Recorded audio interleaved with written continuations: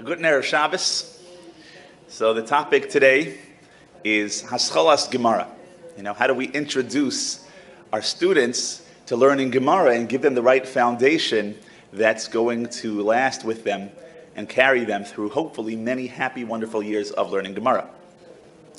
So the first thing we have to understand is, what are some of the challenges and some of the, dare I say, obstacles that can get in the way of the Talmidim loving Gemara, learning Gemara, and succeeding at Gemara?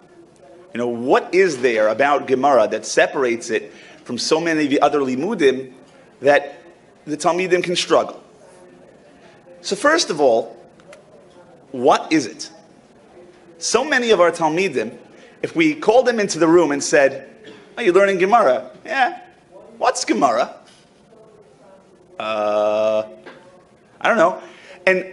So what's the big deal? I don't know what Gemara is. Well, that speaks to motivation. If a kid doesn't understand what is Gemara, what separates it, what's unique about it, then he very likely has difficulty with how it works and what its purpose is, and then there's going to be a lack of motivation. Secondly, for many kids, the first time they learn Gemara, that's going to be the first time they're expected to learn a limud without nekudos in their sefer. When they learn Chumash, it has nekudos. Maybe they had some exposure to Rashi without nekudos, maybe not. But Mishnayos, nowadays, everybody has nekudos. Gemara, very often, kids for the very first time, they're learning without nekudos. It's a brand new language. Everything they've learned till now has been Hebrew, Lashon Kodesh, Ivrit, however you want to refer to it. But in some way or another, it's been Hebrew. And you learn Gemara, and so much of it is Aramaic. So that's a new obstacle. And the kids can get frustrated. I just got used to this whole Hebrew thing, right? I got it. I'm starting to pick. I have a Sharashim list I know Binyanim, I know Dikduk. It's coming together. And now I have to deal with, B'mai Kamiflagi, right? It just doesn't work with the system that I know. And then there are the endless homogeneous pages. In Chumash, every 12 words, there's a colon. It's a new pasuk. There's Aleph, Beis, Gimel. In Mishnayos, so sometimes they're long and sometimes they're short. And before we start a Mishnah, Mishnah Vav is so long, right? Or, Mishnah Zion is tiny. But there are units, there are individual units. So a kid looks at it, he says, okay, this is what I have in front of me, this is what we're going to do. Good. Gemara, it's like, and you turn the page, and the only kind of real division there are, every now and then you have a two dots, right? You have a colon, where just became known in yeshiva world as a two dots. And so you have your two dots, but aside from that, you have to wait till the next Mishnah, and that could be 18 and a half daf. And kids are looking it's just more and more. And when you start learning Gemara, you don't even say, we're learning Gemara Yud Gimel. You say Viter in the Gemara, right? Or the ever popular Viter in Shas. And to an 11, 12, 13-year-old, Viter in Shas means, okay, so we're really not getting anywhere anyway. So that's definitely a challenge. Then there's, of course, the abstract logic, which is brand new. Chumash, very concrete. Mishnayos, very concrete. Gemara, you're starting to prove things. You're starting to analyze things. You're starting to have to think in ways that you never had to think before. So that definitely is a challenge, and that's definitely something the kids have to get used to. And then, very often, there's a lack of clarity. And that can come from all the other things mentioned before, but it's so easy to go through a day, a week, a month of Gemara and never really have anything clear. There was a lot of back and forth. He was saying, a lot of hands moving, a lot of, but in the end of the day, it's not really clear. There was a lot of stuff. What did we say? I'm not really sure. And that builds incredible frustration, right? When you're sitting there for an hour and a half in class, right? And you have to sit there, whatever the classroom rules are, but you're not even getting anything clear. It's very frustrating. So it's easy to have Talmidim who end up frustrated. So in the next hour, Right? Hascholas Gemoro is one of those things that we could talk about for a month or two. But in the next hour, we're going to try to address some of these challenges and discover ways that we can overcome them, discover ways that we can make the Gemara accessible and enjoyable. And I'm going to say that if Gemara is taught right, particularly Hascholas Gemoro, it can be the most exciting, enjoyable, clear, gishmak limud the kids have. So the first issue we brought up is, what is it? You know, kids don't know what Gemara is. And there's a very simple solution to that. And that is, teach the background of Gemara. Teach the kids what is Gemara. Right? And there's two components to that. You want to teach the kids the historical background of the Gemara, meaning, how did it come to be? What is it b'mitzius? What is this thing called Gemara? Right? Is it another sefer in Chumash? Right? What is it? How does it compare to the other things I know? And then you want to give them a little conceptual background of how it works before you even start. You know, this is something I do in my class about a month before we start Gemara. We start Gemara in right after midwinter break. Shortly after Hanukkah, we start what we call Introduction to Gemara. And there's about 9 lessons, and half of it is the history of Gemara. And this is lesson 1. And this is part of the new curriculum which we've just published, but the idea is really independent. Lesson 1 starts, well, where does Gemara come from? It comes from Har Sinai, of course. Right? Hashem gave Moshe all the Torah in Har Sinai. But it was divided up. There were the psukim, then there were the halachos, and then there was the background to the halachos. There were the drushes of how the halachos are learned out of the psukim. What's the rationale for various halachos, and how can you apply these rules to other rules? Right? And lessons 1, 2, 3, 4 go through the fact that first only the psukim were written. Then the halachos had to be written, and that was called mishnayos. And then what I call the underlying principles of halachos had to be written, and that's what we refer to as Gemara. And of course, I just said it all in 2 or 3 sentences. Obviously, there's much to elaborate on, and to elaborate on that, like I said, in my classroom we do about 4 or 5, I think 4 lessons on this topic. You know, you're going to teach them the background of Gemara. Take a minute, an hour, whatever it is, teach them how to find the right daf and the right amud. You're going to be surprised if you took a survey of 7th or 8th graders, or any kids who've been learning Gemara for 2-3 years. You're going to find in every class a few boys who are not really sure how to turn to daf mem vav amud beis. What does that mean? How do I get there? And they're looking over at their friends to see where is he open to. Oh, page 74? Okay, right? There's nothing wrong with teaching a lesson. Well, it's 20 minutes, it's a half hour. Teach them. This is an amud. This is a daf. It's written on the top of Amud Aleph. The back of that same page is the Amud Beis. V'chohein v'chohein. Then you want to teach the conceptual background of Gemara. How Gemara works, what are the mechanics, right? So here's a sample lesson. This is lesson 6 of Introduction to Gemara. And again, I'm showing, the pages from our workbook, our curriculum, but the idea is really an independent idea. The fact that we're going to have logical debates and arguments with proofs and kashas back and forth, start laying the groundwork before you started so they have an understanding of what they're about to get into. This top paragraph, I'll read it out loud. David asked his brother Chaim, "Do you know what mommy is making for supper?" Chaim answered, "We're having hamburgers. I know this because I saw mommy take some ground beef out of the freezer this morning." "Well," responded David, "that doesn't mean anything. Maybe we'll be having meatballs." Chaim ended all doubt when he said, "That's true, but she also went to the store and bought hamburger buns." And then we take that paragraph, that debate, that argument, that discussion, and say, okay, how many pieces of this discussion can you find? And we come out with 5. There was a she'ela, a question asking for information. What are we having for supper? A teretz, or a tshuva, a response to that question. Right? We're having hamburgers. But then there was a raya. I know that we're having hamburgers because the ground beef came out of the freezer. But then there was a dechia. Your raya is not really a raya because ground beef could be used for something else. And then, of course, there was a final raya. I saw the hamburger buns. Right? And just teach it to the kid. And it's very non-threatening. And you say, that's how Gemara is going to work. There's going to be a statement made, and then there's going to be proofs to it. There's going to be kashas against it, debate, and either we'll agree with it at the end, we won't agree with it at the end. So even before they started, it's, okay, so this is what Gemara is. This is what Gemara is. It's the background, it's the underlying principles of the halachos, and this is the way it's going to debate. And again, we have a few lessons going in, so by the time the kids open their Gemaras, it's not a mystery what I'm going to find here, right? I have an idea. All right, so the next obstacle, the next challenge we brought up is the fact that you have to read without nekudos, which is very difficult. This is the easiest problem to solve. Use a Gemara with nekudos. Baruch Hashem, we live in an age when these are readily available. I listed a couple of the companies who are printing them, Tuvyas and Oz V'Hadar, and there may be more, I don't know. There's so many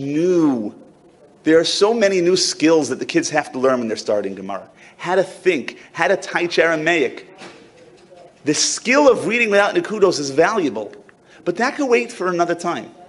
If they learn a year or two with nekudos, get a little bit comfortable with Gemara, and then 2 years down the line, okay, we're going to transition now to no nekudos, it's a much more sensible, educationally sensible way to do it, right?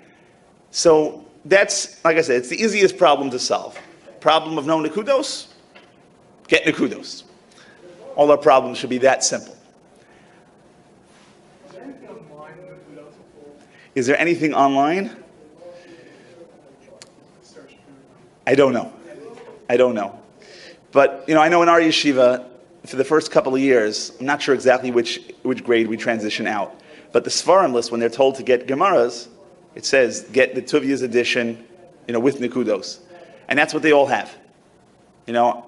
At some point, they develop the skill of reading without nekudos, but not when you're first starting. Baruch Hashem is a few years, Hascholas Gemoro, we think about it, 5th grade, whatever that first year is that you start Gemara, but Hascholas Gemoro is really several years. 8th graders who've been doing Gemara for 3 years, they're still doing Hascholas Gemara. They're still getting Gemara skills as opposed to just increasing the amount of Gemara they know. So there'll be time for that skill at a later point. All right, there's a new language. It's Aramaic. It's not Hebrew. I don't know how to speak Aramaic. So there's no great chidushim here, but you have to start building vocabulary. And the way I like to do that is with a concurrent vocabulary curriculum. It's almost like a second limud. We have Gemara, and we have Gemara Milim. It's two separate things, but they intersect. The Gemara Milim that we're going to learn are always going to be from the Gemara you're going to have in the next couple of days. So by the time you get to a new word in Gemara, a new common Gemara word, this was your Gemara vocabulary word from 2-3 days ago. When the kids get to that Gemara and they're trying to understand the Gemara, this new word is not something that they're also trying to do at the same time, right? This common word, I'm not saying, by the way, this is a very common Gemara word. Don't forget the word hacha means here. At the same time, I want you to understand the raya that's going on here. In recent years, psychologists have come to the conclusion that multitasking is a myth. There is no such thing as multitasking. Our brains can do exactly one thing at a time. And, they used to say women were better at it than men. I don't know. But the current wisdom is that there's no such thing as multitasking. If you're doing two things at the same time, your attention is shifting back and forth from one to the other. So if the kids are trying to develop their vocabulary at the same time as they're trying to understand, then they're not fully focused on either one. So you have to teach Gemara teach the vocabulary as a separate limud, right? And the best, when a kid gets a list of 20 Gemara Milim, it's a nightmare, right? The best way that I've found, you teach 2 words at a time. Any given day, 3 times a week, I teach 2 new words. Maybe there'll be a total of 8 or 10 words in the week maximum, but it's 2 a day. Once or twice in the year, it'll be 4 in a day. But you teach 2 words is easy, right? Spend the next 5 minutes learning these 2 words, and by learning them, you're going to make your own flashcards. Right? And I'll show you what I mean by that in a minute. You're going to make your own index cards, flashcards. Then you're going to learn these 2, and then you're going to review all the words you know from the beginning. Right? So you're going to start, so after you've learned 36 words, you're going to, 35 and 36, you'll master them, you'll know them, and then spend the next 7 minutes on the clock reviewing 1 through 36. Now, by the time you got to 36, and you've done this every time, 1 through 20 are in the bag. Right? They're a joke. But then every 20 words, there's going to be a test going back to the beginning. So there'll be 1 through 20, 1 through 40, 1 through 60. But those first 40 words, those 60 words, by the time you're getting to 80, it's nothing. And it was just 2 new words every day. And there'll be games and contests throughout. Every day there'll be some kind of review, some kind of game. And you can be creative however you like to do it, whatever systems work in your classroom. By the end of the year, I give a test on 1 through 100. 100 Gemara Milam, and every single word is on the test. And Rabbi say I'm going to be made that Beli Guzma, most years, more than half the class get 100 on that test. More than half the class get 100 on that test. And I would say 90% get over a 90. Right? And that means they're moving on to their second year of Gemara with 90 to 100 common Gemara words in their pocket. If they got nothing else during the year, then that alone is, how valuable is that to go into your second year of Gemara with 90 words in your pocket? Okay? Now, when you teach Gemara Milim, don't forget the jargon. Don't forget those words that aren't really in the Gemara, but Shakla V'Tarya. Okay, Rabbi say Chazer over the Shakla V'Tarya. Do you think there are any kids who are 2 years into Gemara and still don't really know what Shakla V'Tarya means? You think so? Yeah. Teach Shakla V'Tarya. Right? You're going to talk about a sugya, new sugya, this sugya. Spend a minute. One of your 100 Gemara Milim, or however many words you're going to do, should be the word sugya. Right? It's so pashut. Of course, everybody knows what a sugya, but not everybody does. So you got to include jargon. How do I teach sugya? So interesting you asked. This year I changed it. I used to teach it a topic of discussion in the Gemara. I changed it to this year to a discussion in the Gemara about a particular topic. Okay, and the kids know that taich. Discussion in the Gemara about a particular topic. But that's it. They have it. No kid in my class is not going to be sure what his Rebbe means. We're starting a new sugya. Once a kid in 7th grade, his Rebbe was using the word chiddush in every other sentence for months, and the kid wasn't getting anything. Finally, they figured out the only word he didn't know was a chiddush. Unfortunately, that's not a chiddush.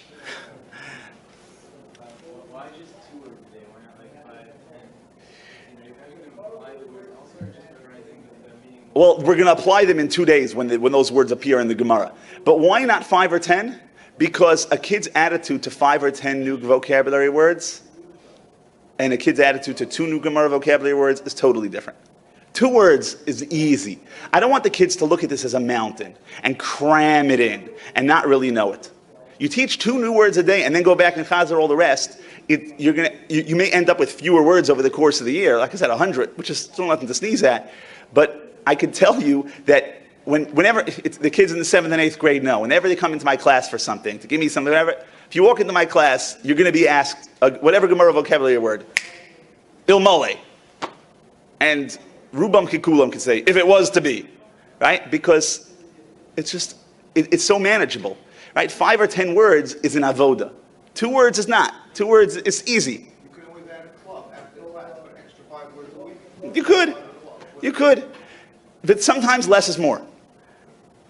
That's, and if you do 100 words in 5th grade, and 100 words in 6th grade, and 100 words, so if by the time they graduate 8th grade, they have 400 words, and they know them, right? Whereas when you had 20 words at a time, you memorized it for the test, and then it's gone, right? That's the mitzias. But like this, it's not gone because it's incorporated into your knowledge base.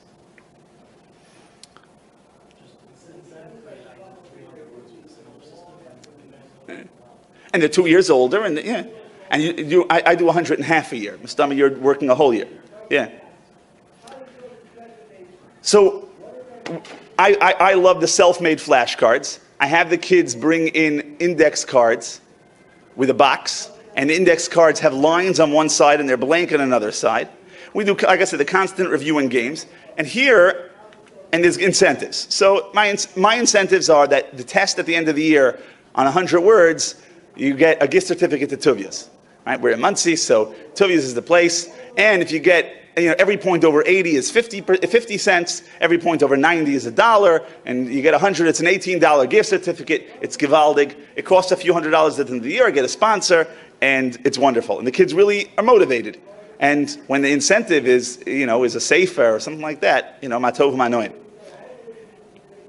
Something I do that I really love is on the last day of the year, we finished all the Gemara we're going to learn this year. We've already had our test on 1 through 100. They've all gotten back their papers, 100, 99, 98, 92, right? Then I go to my shelf. We do Tfilas HaShachar. The next year, they're going to learn Eila Metzias. I take a Bava Metzia off my shelf, and I open up to the first Amud of Eila Metzias. And I say, boys, I am going to do nothing but read the words that you're going to start next year. Every time we come to a word that you can touch, raise your hand. And it's an amazing thing, right? Hacha, right? Whatever the words are in the first Amud. Every line, there's 2 or 3 words. It's like almost a third of the words that they can already touch. I say, guys, you got it. You starting the year next year? When you started this year, you didn't know anything. But now, just forgetting all the chachma that you know, forgetting all the tochen, forgetting the skills that you have in shakla v'tarya, stam, the vocabulary, you guys already know a third of the first Amud you're going to learn next year. And that's an incredible feeling, right? And they taka do. The next year, the Rebbe is not teaching all these basic words anymore. The kids know them. So here, like I mentioned, the self-made flashcards. I put this on the board. I use PowerPoint in the classroom, so I'll put this on the board, and it'll be right after they finish davening. This goes up on the board. As I say, boys, you know what to do. Those are the instructions. Boys, you know what to do. And immediately they're running to get their vocabulary words, and they're the boxes, and this is going to be on the blank side, this is going to be on the line side, and they write it, and then right away they're testing each other. Now, some of the boys like to work themselves. So you have the flashcards, they can test themselves. I'm looking at the Hebrew, or the Aramaic, whatever language the word may be, and then I say it, I flip it over. Some kids like to, and some kids will make games with each other. And one boy will ask the word, and there's 2 boys standing on each side of the desk, and whoever banks first gets to answer. They'll all be creative, they'll all do it in their own way. And then these boys are in the corner making up songs about the words, right? A lot of them like to make songs. And that's great. I let the boys do it, and they make chants, and they make songs, and they all do it in whatever creative, happy way they do. And at 7 minutes in the beginning of the day, they master these 100 words, they have them in their pocket, and they move on.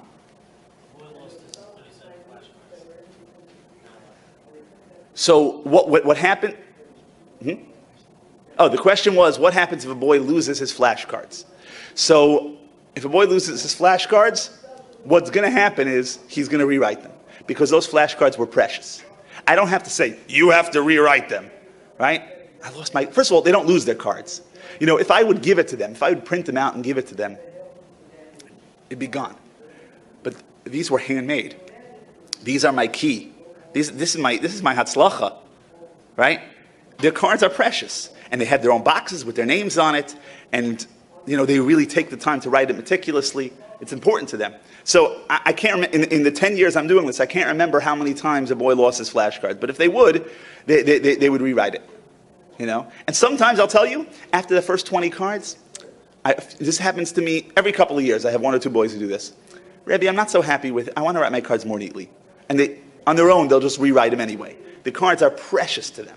I mean, this is, kosvim maluach libecha. This is mamish, they love their cards. When we do a contest and I need to borrow someone's cards to quiz the class, right? The biggest covet is Rebbe's going to use my cards to quiz the class. I have a kickball game I do. There's 5 different teams. When your team is up, if you answer the question, you get to bet. If you answer the question, you get to field. Whatever. It's a whole lebedika chachma. And, right? So I'm standing outside. If I'm using your cards, it's a stoltz. So their cards are precious. So that's the best thing I could say. Right? So here's a couple of words. These are not words you're going to find in the Gemara, but these are words you need to know if you're going to learn Gemara. You have to know what an amud is. You have to know what a daf is. And you see, daf, and I put blot in Yiddish. I'm not the biggest Yiddish guy around, but this is a word they're going to hear. They're going to hear somebody referring to how many blot did you do in class this year. They have to know what a blot is. They may never hear me referring to it. I'm never going to say, okay, we finished a blot. I'm going to say we finished a daf. But since they're going to hear the word blot, they need to know it. It needs to be part of their vocabulary. And then here's just some very common words. Hacha, hasam, right? Now, there are 5 of these words. There's hacha, heichi, hasam, heicha. And which one did I leave out? Hachi, heichi, whichever one it was, right? There are 5 of these words. 4 of them are heichaf, and then there's hasam. And every year the boys come up with different mnemonic devices, right? And I say hasam has a tough in it, and it's the only one that starts with a T, whatever it is. And the kids are very creative with the mnemonic devices and the chants, and I let them do all that stuff because they're better at than me. So and it works. And then these 2, when I put them on the board, before they go up on the board, all right, guys, today's words. Oh boy, Rebbe got you right where he wants you. Aha. Oh no, right? And it's exciting. It's a whole game. Like, oh my God, how am I supposed to know these 2, right? Because they're so similar. And it just makes the whole thing, it's so lebedik, it's so engaging. The kids are, when Rebbe's doing that, the Gemara Milam, I have you right where I want today. It's not, okay, 2 more words. It's engaging. All right, so that's vocabulary. That's the way we deal with the fact that it's a new language. The next challenge that we identified was the endless homogeneous pages. And this is huge. This is huge. How many times do you see a 5th grader or a 6th grader, Hascholas Gemoro, and the pages are ripped and crinkled, and you ask them, where are you holding? I don't know, and they never know where the place is. You know what? For a 5th grader, I'm going to show you in a minute. So the best thing to do is break it down. There are no natural divisions like Psukim and Mishnayos. So it is up to us to divide the Gemara into shiurim and lessons. Let me show you what I mean. This is only the bottom half of the Amud. But you're taking a 5th grader or a 6th grader, and you're saying, okay, this is what we're learning now. And this is what he's looking at. It's dizzying. What are we learning? Where are we learning? It's line 17, or the 4th medium-sized line, the 2nd word. And he's counting down, and some of us make the kids number the lines in the margin. Okay, this is where we're holding. And of course, his attention wanders for 2 minutes, and now he doesn't have the place. So now, he's got to refine the place on this Amud. Right? And if you're not used to it, and you can't quickly scan the words, it's dizzying. It's incredibly difficult, and this is something we may not give enough chashivas to. But an Amud of Gemara is so complex. Besides the fact that you have Rashi, you have Tosafos, Shas, Torah, or there's so much going on the page, and then you have all these different sized lines. L'man Hashem, most kids, how are they going to keep the place? Besides the fact they're looking at it, what are we doing today? The whole thing? Compare that to this. If a kid is coming in the beginning of the day, and Rebbe has this on the board. Rabbi Isai, today we're learning Shir Tes Zayin. So first of all, there's a unit. There's a natural division. Today we're learning Shir Tes Zayin, lesson 16. Right? And of course, that's this Shir, this lesson is my own creation. I decided where it started and where it stopped, and the kids know that. But I've given them a unit. I've given them an amount that we're going to cover, and I cut it out for them, visually. And I say, you could follow in your Gemara, or you could follow with Rebbe on the board. Right? And 90% follow on the board. There are some who look in the Gemara, matov manoim. When they're going to chazer with the chavrusas, then I'm directing them to go in their Gemara. So they're starting to build that skill of being able to visualize a piece of Gemara within a full Amud. But when they're first learning it, and I'm trying to give in brand new concepts and brand new words, they don't also have to have their mind trying to cut out the piece of Gemara. I find this to be incredibly valuable. Is this according to Tzuras Hadaf? You just have to type out. This is according to the Tzuras Hadaf. So it's like a visual. It's a Xerox of the Tuvia. This is You just retype it yourself. No, I did not retype it. This is, Tuvia, he was kind enough to supply us with the PDFs of his Gemara for the sake of the workbook. So I happened to have it. Before I had that, I just took the Gemara and I put it on a scanner. And I just cut and paste around the different units. But if a Rebbe is a little more old-fashioned, no reason you can't photocopy it and take a scissor and cut it out. Right? And there's a lot of ways to do this, depending on your technological savviness. this one of the Rabbeim in our yeshiva, he just types it out and it doesn't have the Tzuras Hadaf anymore. And that's fine. I think there's a milah to keeping the Tzuras Hadaf because that's how they're going to see it. It builds that skill of being able to visualize it on the page, right? But this line here is the end of an amud. And these two words start the next amud. And I pointed out to them, right? So I think there is a milah to keeping the Tzuras Hadaf. One thing I do is I highlight part of the Gemara, the Tzuras Hadaf, and hand out that page to the kids. So the next few lines, you get a new page, even though it's the same page of Gemara. Okay, very similar concept. Yeah, very similar. And we could debate. They both have milas. On one hand, you're training them to see the whole page, see what they're holding. Like this, it clarifies 6 of one, half a dozen of the other, and whatever works for your talmidim, and for you is definitely givaldic. And then this same piece is going to go on the worksheet, right? And this is the professionally graphic artist designed version that we have in our books. But before that, I had a much more simple Rebbe-made version of the same worksheet with just a plain white background. But you saw the same shtickle of Gemara right on the page. And for homework, the kids are going to be able to read it right here, right? If it's hard enough for them to find the Gemara in my class, how many of them at home, when they have to chazer the Gemara, how many of them are going to be able to have the wherewithal to take out a Gemara, find the like this? The Gemara they're supposed to chazer is printed right there on their workbook, and then there'll be these skills to break it down, which we'll get to shortly. But this is the idea, to break down the amud. The amud of Gemara is so busy, and by breaking it down, we really help the kids zero in on what they're doing.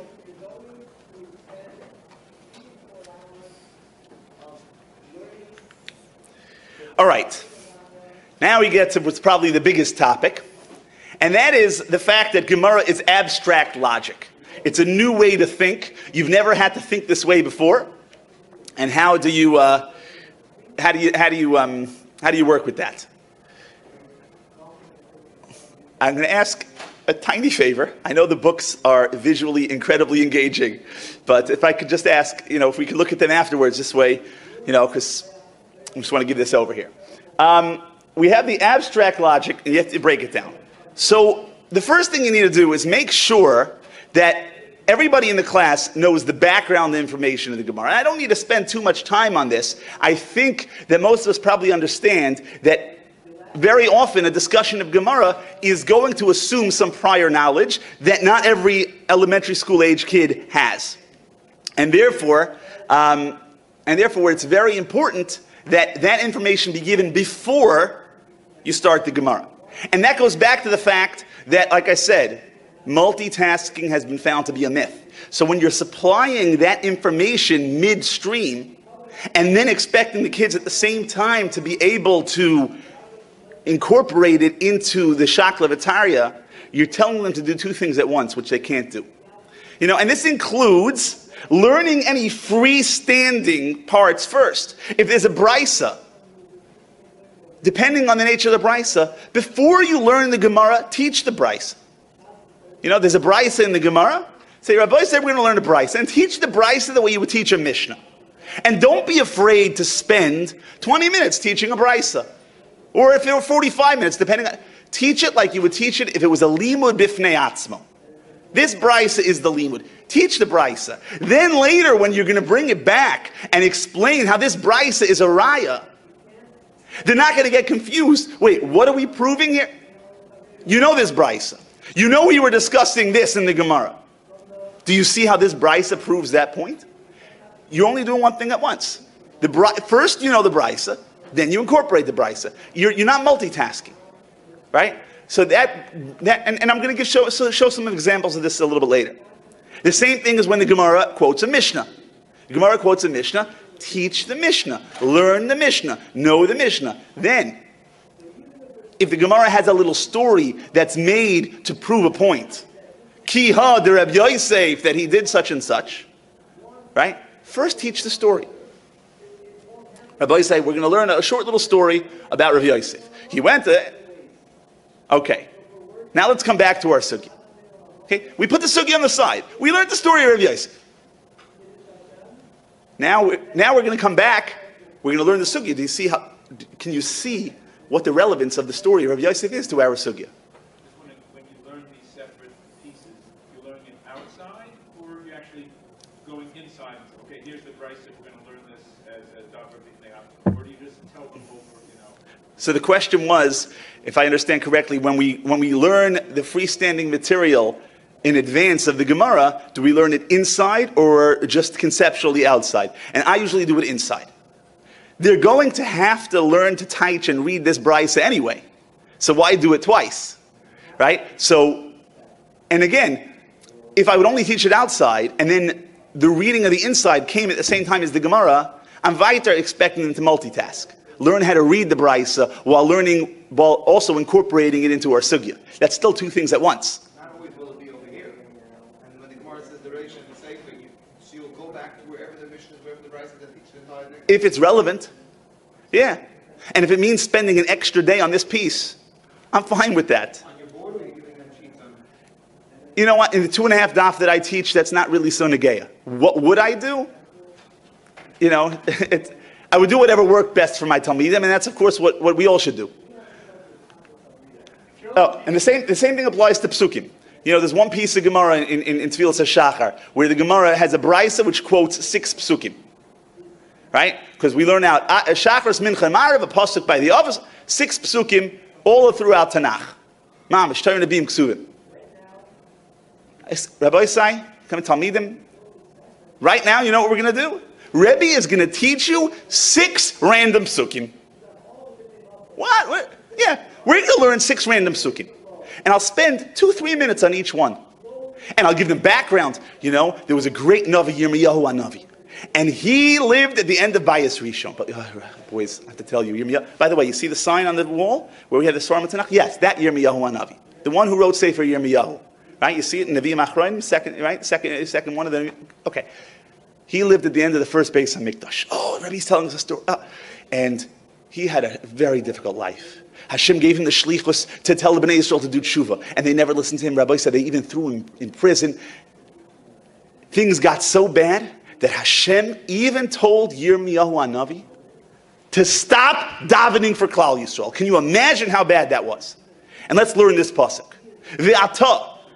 And you, and mamish like a pasuk, like we were learning a pasuk in Chumash. Al tispalo ba'ara amazeh. Right, and we read that pasuk that the Gemara quotes, and that was 3-4 minutes. Now 3-4 minutes of Gemara lesson is very precious, but it's kedai, right? And then we do the same thing for the other 5 psukim the Gemara quotes. If you're only teaching 2 words in like a day, how do you teach that Gemara every single day? Well, we learn 2 vocabulary words. Not every word in the Gemara is going to be in that vocabulary. You know, we learn 100 words over the year, but. Right? So then they know those 6 psukim they already know.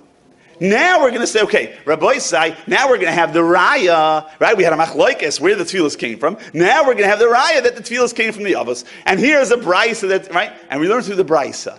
And they have in their minds that the brisa is establishing a link between the avos and the tefillos. But what they're not doing at that moment is learning the taich of the psukim. Because that they already have. Right? One thing at a time. And it's a different world. Because if you didn't do that in advance, and you're trying to establish the link between the avos and the tefillos, while at the same time teaching this pasuk from Sefer Yirmiyahu, the kids are not know what's flying. Right? It's all over the place. What? So who established? Was it Yirmiyahu who davened? Was it Yitzchak who davened? Right? And what's happening in the pasuk? One thing at a time, and it works. It works. The kids will grasp it. They'll know it. I just spent a half hour of my day teaching 6 psukim. Okay, but you gave them the skills, right? All Gemara, with the exception of Agarata, which is a different limud, but all Gemara can be divided into steps of logic, and this is the cornerstone of the way I teach Gemara in my class. This is the cornerstone of this beautiful book that you see. All Gemara can and should be divided into steps of logic, and each step of logic fits into a category. And I'll run through them very quickly. Right? Here they are. Now, if somebody wants to compose a slightly different list, I'm not going to fight them on it. The point is not the specifics of what the labels are. The point is that Gemara is not this big, excuse me for saying, blob of back and forth.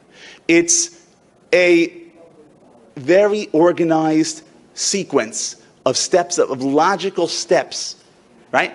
It could be a memra, a kushya, teretz, raya, dechiyah, she'ela, tshuva, maskana. Okay, now very quickly. A memra. What's a memra? A memra is an informational statement. It has no agenda. It's not approving anything. It's not answering anything. It's not asking anything. Here, this is information that you should know. Enjoy. Right? Tfilas hashachar ad chatzos, Rabbi Yehuda Omer ad arba shos. That's a memra. It's a statement. Nothing more, nothing less. We're not trying to prove something with that. We're not trying to answer something. Here it is. Right? Right? Yish lo midas, Abaya Omer, Eloi have a yish, Rava Omer have a yish. It's an informational statement. Just information you should know. And that could be a Mishnah, a Brisa, a statement of an Amora. And very often, usually a Memra will start off a Sugya. Then there are Kushyos. There are many ways to, excuse me, to teach a Kushya. Some people like the word difficulty, objection. My taich and my Gemara Milim, very child-friendly taich. A question that something doesn't make sense. That's how the kids teach it. Now, when they're 30, I don't want them saying a kushya is a question that something doesn't make sense. Then, at some point they're going to say it's a challenge, it's an objection, it's a difficulty. However you want to say it. But for a kid to understand it, a kushya is a question that something doesn't make sense.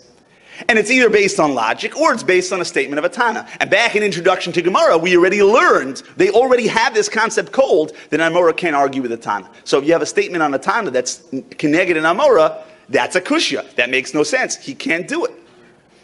And then, if you want to know that you understand the kushya, every kushya has two components. You have a kushya, you better be able to tell me two things. The target and the attack. The target, what is the thing I'm challenging? What is the thing that I'm claiming makes no sense? And the attack,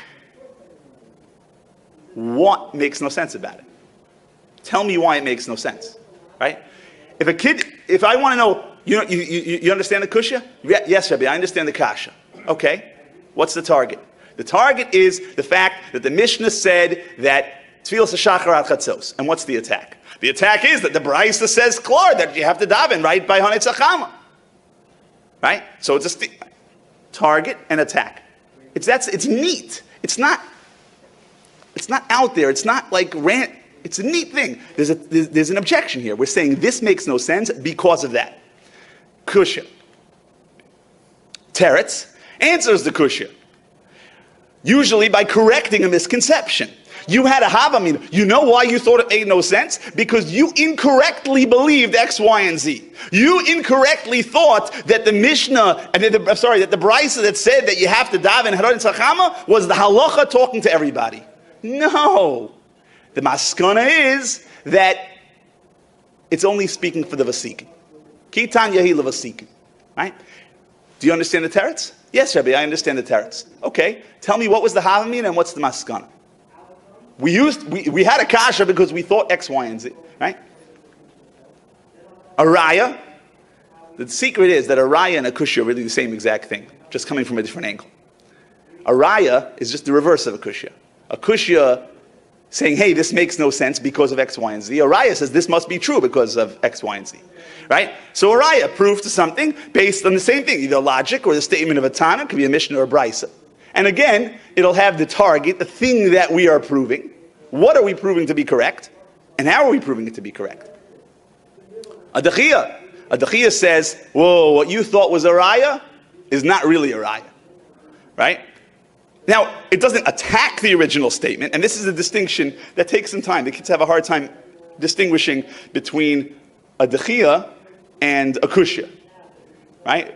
Oh, so we're saying that it's really wrong? No, we're not saying it's wrong. We're just saying that what you thought was a raya is not really a raya. And we'll tell you why it's not a raya, because these two cases are not analogous. You thought they were the same and you could compare them. You can't really compare them. Or various other forms of a dechiyah. Then there's a she'ela. And we spend quite a bit of time distinguishing a she'ela from a kushya. if a kushya is a question that something doesn't make any sense, the taich of she'ela is a question asking for information. Right? To be shoel means to request. A she'ela means, I don't know something. Usually, what's the halacha? It's not an attack. I don't have a problem with something you said. Right? I just want to know something. Can you please tell me? Right? And the kids very quickly learn to distinguish between the two. It takes one good lesson and then a couple of times of it coming up in the Gemara. The first time it comes up in the Gemara, what type of question is this? Is it a kushya or a she'ela? By the third, fourth time, it's clear. It's clear. If it's asking me for information, it's a she'ela. The Gemara is a havman, and the Gemara comes back that no. What do you call that part? That's a rejection? It depends in what purpose. Usually that's for a teretz. There was a kasha, the kasha is based on a havamina. Why did you ask a kasha? Because you thought this, right? It could be a dechia also. Into kasha. Into teretz. The teretz is, your whole kasha was based on the following havamina. Let me tell you how it really is. Yeah, but we don't point it out until the teretz. We point out the havamina in the teretz. And then looking back at the kasha, it becomes apparent that the kasha was based on the havamina. Gemara sometimes comes to the havamina. It's right there. You don't have to wait till the terrace. That's the same member. Or another raya or something. But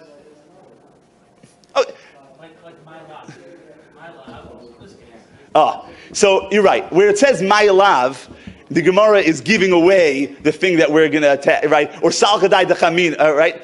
Sometimes the Gemara gives away the Havamina even in the Kasha, right? The Gemara tells you, I assume this, so therefore I have a Kasha, setting up the obvious teretz to say, no, that's not really true. And the Chanami does that sometimes, but if it's written into the Kasha, then it's written into the Kasha. But the step of Gemara is still called the Kasha. A tshuva, and it happens to be in my classroom, I don't use the term tshuva. That's one shortcut I take. All answers are a teretz. Right? I may mention to them to the fact that, by the way, the answer to a she'ela is not really a teretz, it's really a tshuva. But I figure this is one concession I'm going to make. All answers are a teretz. If you know the different kashas, different types of questions, it matters less if you know the names of the correct answers, because you understand what's happening here anyway. But, if a Rebbe wants to use the term tshuva, matov manoim. And very simply, it supplies the requested information and usually gives you a source. You say, Toshma, it's this way, and the Tanya or something, right? Very simple. Then there's a maskana, the conclusion of the Gemara, not to be confused with the havamina maskana type of maskana, right? It's a different use of the same word. And either the Gemara is going to give a halacha, or accept a raya, it's going to say shma mina, or it'll say tiyufta, reject something, or teku, right? Which means it stands as a kushya, right? It stands as a she'ela. We all learned teku stands for tishbi yitaretz kushios v'bayos. It's a cute zug. I don't believe that's actually the taich of the word. The word teku, which is used in context often also, it means it stands. And it means it stands as a she'ela. It stands unresolved. The Rashi Tevis is a cute zug, and it's beautiful. The kids learn it, and it inspires hope for Eliyahu Navi. But just as an aside, I don't believe that that's actually pshat in the word. Why do they teach when Rashi says bitmiya? Why do they teach it as bitmiya and they read the word bitmiya with they read it in a way of surprise? Isn't Rashi just saying bitmiya? Read it with bitmiya. Read it with wonderment. Read this word with a question. Right. Read it bitmiya as opposed to nichusa. Does not everyone learn bitmiya? You're saying what Rashi's saying. You have to teach the kid what Rashi's saying. If you're asking me why it's pronounced bitmiya, as if the base was part of the shoresh, when you're getting to dikduk, you have to be careful, because you get me onto a soapbox, I might not come down. So I'm gonna avoid that question. In my curriculum, in the book that we have. So the example I give for bitmiya is the Rebbe and the Talmud had the following conversation. David, where's your homework? A dog ate it. And the Rebbe says back, a dog ate it? I said, now if you just read the Rebbe's response back, plain, where's your homework? A dog ate it. A dog ate it. Right? Oh, so then, right? So the Rebbe is being maskim. Okay, you're excused. The dog ate it. Right? So, the kid, that's a very good example for, these age kids. They chap. No, the tone of voice means everything. So we definitely focus on that as to why people, whatever. I said my piece on that. Okay. These things, you teach them in your Havdalah curriculum? Or you teach Most of them. Yeah. Yeah, maybe even all of them. They know what these pieces are before you start. Yeah. So the last thing we mentioned was the lack of clarity, or the potential lack of clarity. And the best thing I could say, besides for everything else that we're going to go into, take it slow. Take the derech aruka shahi kitzara. I can be made that Mesifta boys, Beis Medrash boys, have come back to me and said, Rebbe, the foundation in Gemara that I got in your class, the Gemara meal and everything, it has made a difference till today. I have a klarkeit and shakla v'tari that my chaverim don't. I question if very many Talmidim come back to a Rebbe and say, Rebbe, the fact that we did 12 lot in 5th grade instead of 5 made such a difference to me today. I question if that happens. There's so many years ahead, Mir Hashem, to learn Gemara, if we start them off right. If we sacrifice an extra few blot now to take it la'at, let them taste it. It's so sweet, it's so geschmack. If we don't pressure them and rush, weiter, before it's clear in their minds, and they feel, what? We're going to get so much more. So that's the best thing I could say. Take it slow. What's going to have the lasting impact? The other thing that you're going to do for clarity is you're going to give a roadmap. Boys, today we're starting a brand new sugya. This sugya is going to have 12 steps. That's right. And it's going to start with a memra.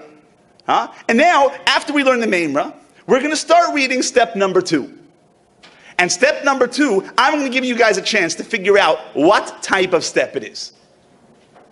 Right? Each lesson, 1 or 2 steps. Maybe after you've been doing it a while, if it's easy, you want to put 4, 5, 6 steps in a lesson. If you feel that but only as much as they're taking it easily. Once it's pressured, once they're being rushed to move on to the second thing before the first step, once they're not sure, that roadmap, they don't have that picture of where they're holding and where they're going, it's too much, right? It's diminishing marginal returns. You're gonna lose more than you gain. There's no hurry. Mirza Hashem, they'll learn Gemara for 50 years, 100 years. To give a few years, a few dafim less now, they'll more than make it up later because they're going to have an enthusiasm, they're going to have a cheshek to learn it. You bring out confidence by showing them what they already know. And that includes teaching them to anticipate the type of step. Now we have about 12 minutes left. So I'm going to make a bakasha. For the next 12 minutes, can everyone here be a 5th grader? Put yourself in 5th grade mindset. I'm not going to ask if you're smarter than a 5th grader, but if we could just, okay. So I say that because I don't want anyone to think that Chas v'Shalom I'm speaking down to anybody. I just want to demonstrate the way some of these things would come out in a 5th grade class. So we saw this one on the board already. We'll start with it here. This is the beginning of a sugya. Now I've heard from Rabbeim who teach this parak Tfilas HaShachar, I skip the sugya of ad v'ad bichlal. It's too hard. The kids don't get it. I skip it. I have to say that, and it's not just the thing you say, but it's my favorite sugya the whole year. The kids love it. It's so geschmack because it's done. Okay, so all right, 5th graders. Rabbi Isai, we're starting a new sugya. This may or may not be. You guys are going to tell me. You may find this to be the most geschmacka sugi we've done yet. That'll be up to you to decide. Me? I'll tell you my opinion afterwards. You're going to tell me if this is the most geschmacka sugi we've had yet. In a week from now, I'm going to ask you. Okay? Now, you notice, we start off right away. You remember, before that word Rabbi, at the end of Shir Tes Vav, there was 2 dots. Yeah? Yeah? And you see right here, 2 more dots. So you have Rabbi, Yehuda, Omer. 6 words. Rabbi Say, why are there 6 words that have 2 dots before it and 2 dots after it? No? Anybody? Binyamin. It's a memra, that's true. But not every memra has 2 dots before and 2 dots after. Why do we have 2 dots before and 2 dots after? Oh, gewaldig! We're going on to the next piece of the Mishnah. The piece of the Mishnah we were discussing till now. We have finished discussing. That sugya is in our pocket. Now we're starting a new segment of the Mishnah. And Binyamin told us that it's going to be a memra for Shteitzach because it's a piece of the Mishnah. Okay. So we already know step 1. We don't know what step 1 says. We didn't read it yet. But we know what kind of step it is. We know where it comes from. Let's go. Let's read step number 1. Rabbi Yehuda, Rabbi Yehuda. Okay, good. Step 1. Are we clear? Good? Everybody has it? Givaldi. Step 2. Raise your hand if you can tell me. I'm not reading it for you guys.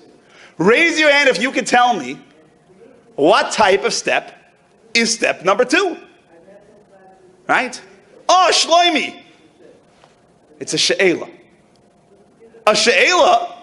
Are you sure? Yeah.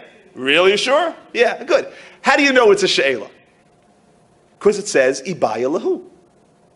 Oh, you mean, and we had Ibaya lahu an moment ago. You remember that Ibaya lahu means it was a, 2 vocabulary was also, it was a she'ela to them. Beautiful. You're absolutely right. Step 2 is a she'ela. Now here's the $1 million questions. And no, boys, you don't really get $1 million. Here's the $1 million question. Where does step 2 end? Where does step 2 end? Rabbi, no? By Bichlal. Okay, how do you know? Because right after that it says Toshma. And Toshma means that's already the Raya. Gewaldig. Here's a Rebbe dollar. Gewaldig. Toshma is always the beginning of a Raya. That means here's the end of the She'elah. Did we learn step 2 yet? No. But do you guys know exactly where it starts and stops? Yeah. Right. And by the way, I've spent like 3 minutes on this and I haven't taught anything. Yeah, right? But is it Kedai? Right? Do I have are the kids engaged right now? Are they getting skills? Are they picking up the framework and the structure of the Gemara that they're going to always remember? Of course. Of course. Now I want you to look at one other thing. If you had to break this she'ela in half, where would you do it? What word breaks it in half? Oy. You got it. Oh, oy. What does that mean? Everybody? Or. So we already now know the Gemara is asking a she'ela. We haven't learned this yet. We're asking a she'ela. Is it these 3 words? Or is it these 4 words? You already see the whole structure here. We don't know what those words mean yet, but you know exactly what's happening. And the secret is, the 50 other times they're going to have it, they also know what's happening.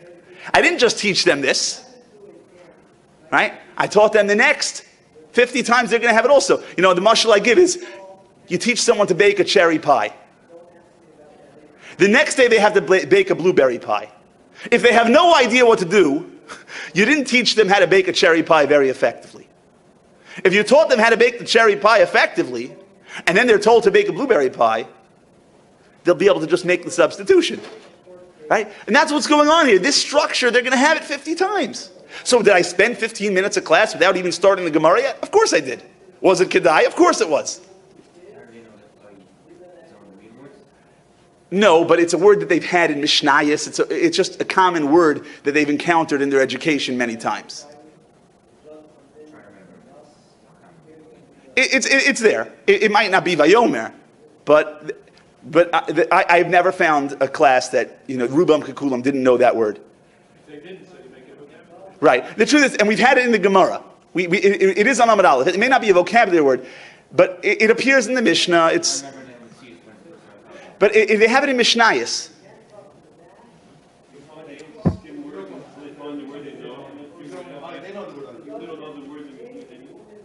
So I'm telling you, what I just demonstrated right here, this is exactly what happened a couple of months ago in my class. The way I just taught this right now, this was verbatim, well, not verbatim, but the same exact way that I did it in my class. And they were able to. I said, because I told them, where does the step end? That means I'm telling you, I don't expect you to do something that's impossible.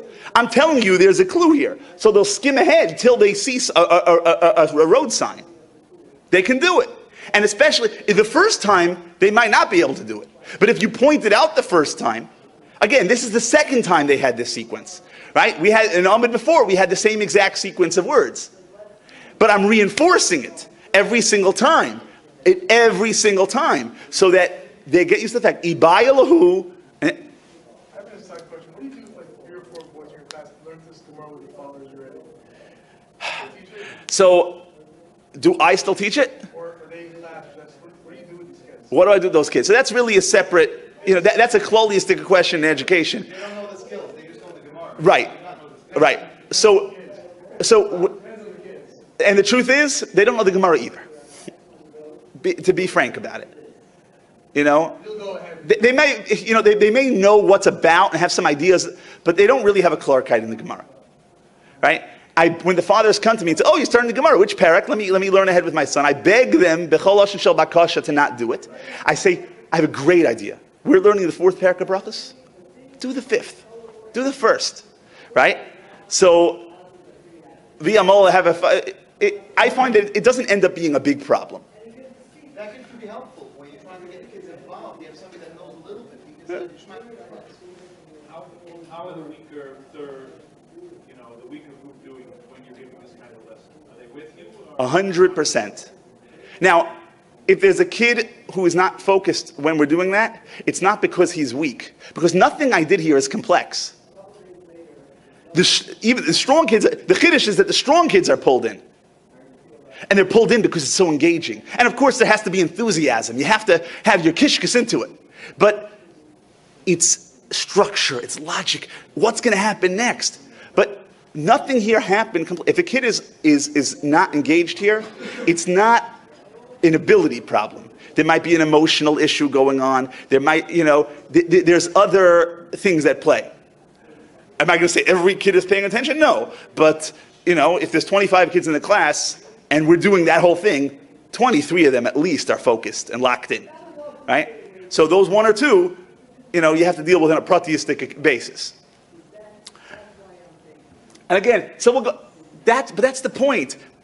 I'm not in a rush. If I was in a rush, what I would say? I would say, Rabbi Sai, we're starting a new sugya. Okay, Ibaya lahu. The Gemara has the Gemara has a shaila, right? Okay, now let me tell you what Ad Bichlal is and what Ad Bichlal, and I would explain. I might give a very good hesber, but it's just part of this big mass.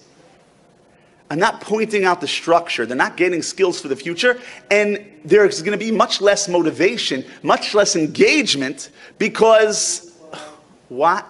It's just endless. There's no rhyme or reason for what's coming, right? Viter and Shas. Okay, I don't want to go weiter in Shas. I want to know what we're doing. So that's, right?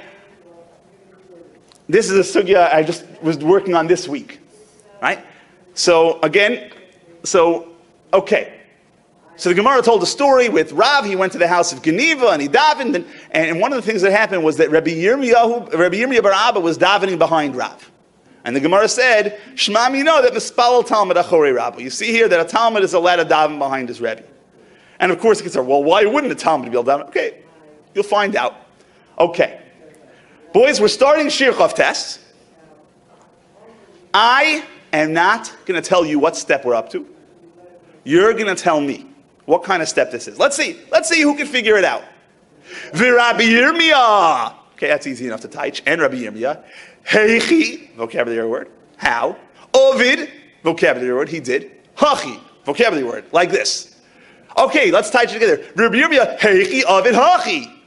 How did he do this? Rabbi Sai. What type of step is this? Little wait time. 3 hands shoot up right away. We're not calling anyone. Give another 5-6 seconds. Let it sink in. By this time, 14 hands are up. It's a kushya. It's a kushya. Why do you say so? Now here, there's no telltale keyword. It didn't say meisvei. It didn't say one of those words that always means a kushya. How do you know it's a kushya? Because it's saying, how did he do this? That means we're saying there's a problem with what he did. Right? This is logic already working. Now it's not a rote skill. Now you got to start thinking. But they could do it. Right? If you know what they do it. And then we'll go through it. And then, of course, there's a brisa here, so we'll learn it separately. We'll apply it back in. This is the very next Gemara. The Gemara, the teretz of the Gemara here, the Gemara said that Rabbi Yirmiyah bar Abba was a Talmud Chaver of Rav. He wasn't just a Talmud. He was a Talmud Chaver. So, of course, we explain what that means and why that makes a difference. This piece here, I just taught this on Thursday. So yeah, here's a great example of taking something freestanding out. I said, boys, before we learn the shir, there was a conversation that happened between Rabbi Yirmiyah bar Abba and Rav. Let's learn that conversation. Rabbi Yirmiyah bar Abba said 2 words, and Rav said back 2 words. Rabbi Yirmiyah bar Abba said, let's see, Omar lay. I put a line here, cutting off, right? This is on my whiteboard. Put a line here. Omar lay Rabbi Yirmiyah bar Abba l'Rav. Rabbi Yirmiyah bar Abba said, lay is a vocabulary word to him, to Rav. Mi bodlos. And we'll spend a minute. What does that mean? Mi bodlos. Oh, in talking, one kid said, wait, that has the shirish like Havdalah, separate. Very good. It means, did he say, now that you davened early davening on Friday, you davened early Shabbos, did you have to separate from doing malacha? Okay, we'll spend a couple of minutes on that because it's a concept. What's the question? Of course you do. We all know that if you make early Shabbos, you have to stop malacha. Yeah, because you always done it, right? But you hear, on one hand, it's not Shabbos yet. It's still light. On the other hand, you daven. Okay, so we got that done. Let's see what Rav said back. Omar lei, vocabulary. He said to him, ein, vocabulary word. Yes, badilna. I separated. That one I have to give them. Badilna, I separated. So, and we chazer over. What did Rabbi Yirmiyah say? What did Rav say? Right? Okay, we got the conversation klar. We spent 5-6 minutes. The conversation is klar. But now look what the Gemara points out. V'lo Omar, and he didn't say, mi bod los. Did you, mi bod ilmar. Did the master separate? He said, mi bod los, did you separate? He didn't say, right, what did he say? And what didn't he say? And we'll chaser that over a couple times. What did Rabbi Yirmiyah say? And what didn't he say? Boys, what's the Gemara's point? What kind of step is this? What is the Gemara pointing out when it says that Rabbi Yirmiyah bar Abba said, did you separate? And a bunch of the boys are going to chop it. It's a raya that he's a Talmud Chaver. Gewaldig. And then we go into a regular Talmud would never say, did you separate? He would say, did the master separate? It's so clear. And the kids are loving every minute of it. No one's asking to go out to the bathroom. It's so enjoyable. It's so exciting. It's geschmack.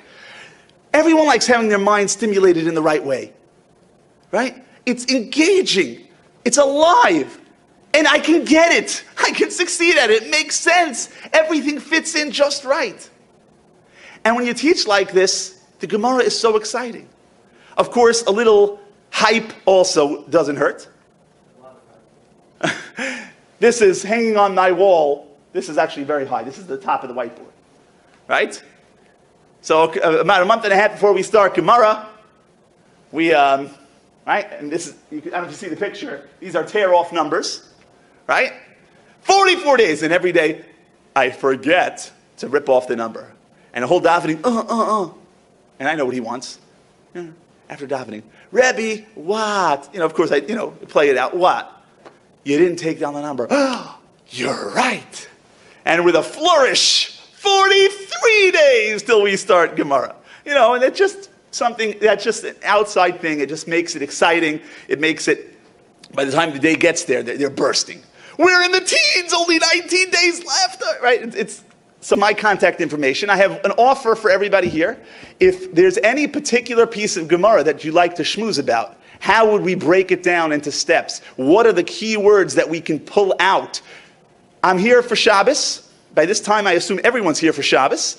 So please come over to me even before Shabbos, after Shabbos, with the Gemara, and I'll be happy to schmooze. This shtickle, how do you break it apart? And we can talk about it together. We can come out with something. What are the skills? What are the keywords? We can pull it out. I'd love to talk about it. Thank you all for attending. Thank you for listening, and a good Shabbos.